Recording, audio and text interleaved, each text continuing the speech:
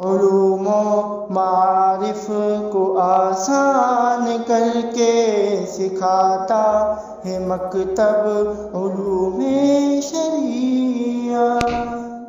بسم اللہ الرحمن الرحیم۔ السلام علیکم۔ چھٹے پارے کا خلاصہ۔ اس پارے میں دو حصے ہیں۔ نمبر 1 سورہ نساء کی آخری 29 آیات۔ نمبر 2 سورہ مائدہ کی ابتدائی 82 آیات۔ پہلا حصہ۔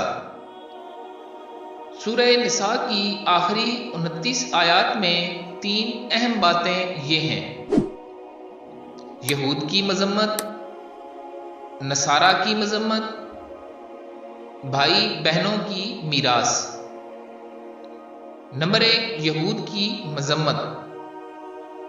ان کے متعدد جرم مذکور ہیں، من جملہ ان کے ایک بڑا جرم حضرت عیسیٰ علیہ السلام کو قتل کرنے کی کوشش ہے، مگر اللہ تعالیٰ نے حضرت عیسیٰ علیہ السلام کو بحفاظت آسمان پر اٹھا لیا۔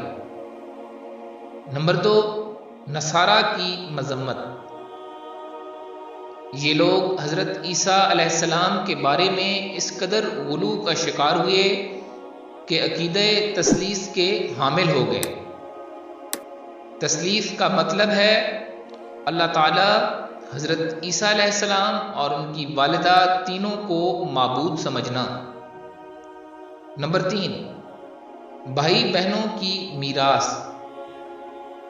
اگر کسی میت کا نہ باپ ہو نہ اولاد تو اس کے سگے اور باپ شریک بھائی بہنوں میں ترکے کا مال تقسیم ہونے کی 4 صورتیں اس صورت کی سب سے آخری آیت میں بیان ہوئیں۔ نمبر 1 اگر میت کا صرف بھائی ہو تو وہ پورے مال کا وارث ہوگا، اور اگر ایک سے زیادہ ہوں تو ان میں سارا مال برابر تقسیم ہوگا۔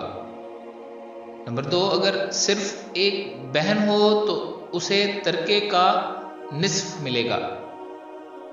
نمبر 3 اگر بہنیں ایک سے زیادہ ہوں تو انہیں 2/3 ملے گا۔ نمبر 4 اگر بہنیں بھی ہوں اور بھائی بھی تو ہر بھائی کو بہن سے 2 گنا ملے گا۔ دوسرا حصہ۔ سورہ مائدہ کی ابتدائی 82 آیات میں 5 اہم باتیں یہ ہیں: ایفائے عہد، 4 حرام چیزیں، طہارت کے مسائل، قصہ حابیل و قابیل، یہود و نصارہ کی مذمت۔ نمبر 1 ایفائے عہد۔ ہر عہد پورا کرو، خواہ وہ رب کے ساتھ کیا گیا ہو یا انسانوں کے ساتھ۔ نمبر 2 4 حرام چیزیں۔ 4 چیزیں حرام ہیں: مردار، بہنے والا خون، خنزیر کا گوشت، غیر اللہ کے نام کا ذبیحہ۔ نمبر 3 طہارت کے مسائل، وضو کے فرائض نیز غسل اور تیمم کے مسائل بیان کیے گئے۔ نمبر 4 قصہ حابیل و قابیل۔ حضرت آدم علیہ السلام کے 2 بیٹوں کا قصہ۔ قابیل نے حابیل کو قتل کر دیا۔ اس ضمن میں قتل اور چوری کے احکامات مذکور ہوئے ہیں۔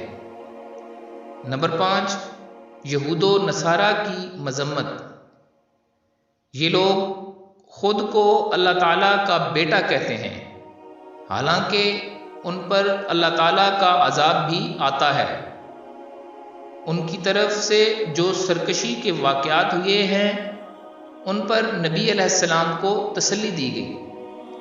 مسلمانوں کو ان سے دوستی کرنے سے منع کیا گیا، اور حضرت داؤد اور حضرت عیسیٰ علیہ السلام کی زبانی ان پر لعنت خداوندی مذکور ہوئی۔ پھر آخر میں بتایا گیا کہ یہ تمہارے خطرناک دشمن ہیں۔ علوم و معارف کو آسان کر کے سکھاتا ہے مکتب علوم شریعہ۔